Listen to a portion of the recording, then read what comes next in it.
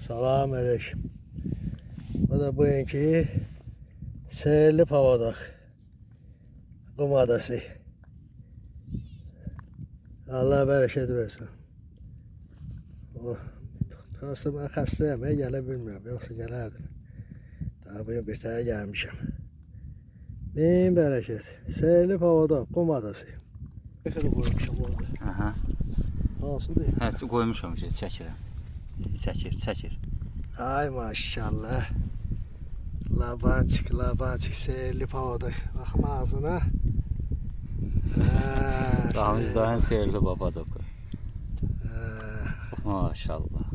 Qum adası. O da kaçırdı aşağı. Allah bərəkət versin. Seyirli pavadak.